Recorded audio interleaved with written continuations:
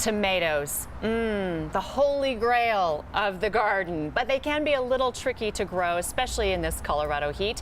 But to the rescue, the Jefferson County Master Gardeners. With me now, I have Amy Bubar and EJ Bennett. So glad you're both here because these tomatoes, we love to have them, fresh grown tomatoes, but they're hard to grow in the summer heat, aren't they? Amy, how can we get around this? Well, they can be a challenge. So nighttime temperatures for tomatoes have to be at least 55 degrees in order to produce pollen.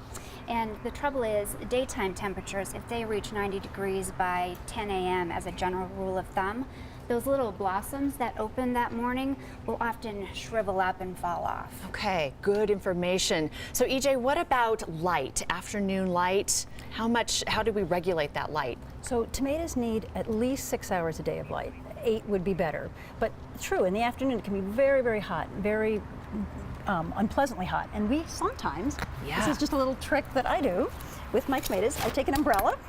I know this seems funny. No. But I put my umbrella on top of my tomato plant. Oh, that's a great idea. And I get lovely afternoon shade. Oh, that is a fantastic tip and so easy. And so if you're growing tomato plants, you need to have one of these, right? I mean, this is going to help it go up where it needs to be. You do need a cage.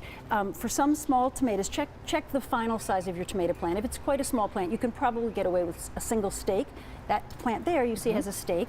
And we have some, I can show you actually, we have some items that you could use to stake your plant with, and you might want to stake one of these. You can pick any one of these. And so you're just going to wind it around the stake. Yes, it's going to stay next to the put them right there together. Thickest part of the stem. And just give that a little twist. That's a purchased one from a garden store. Sure. Yep, perfect. That's it. Not too tight. Not too tight. You can also use a portion of pantyhose. You can just cut up a little piece of pantyhose. Where did you find green pantyhose? And that, and just tie it gently. Sure.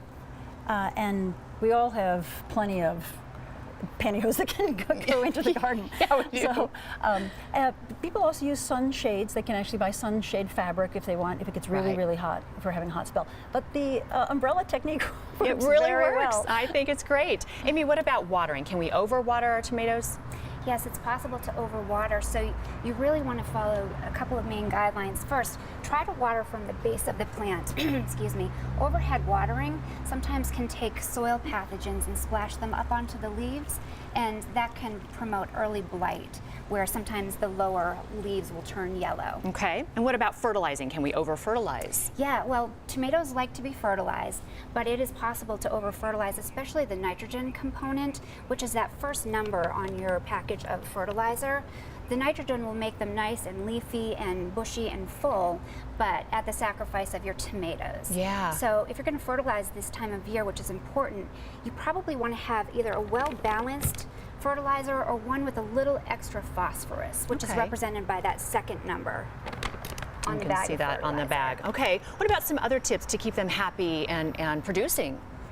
Well, going back to the watering, you want to be consistent with your watering, not only at the base of the plant, but trying to avoid that wet, dry soil condition. That can often promote things like blossom end rot and that cracking that you sometimes see on tomatoes.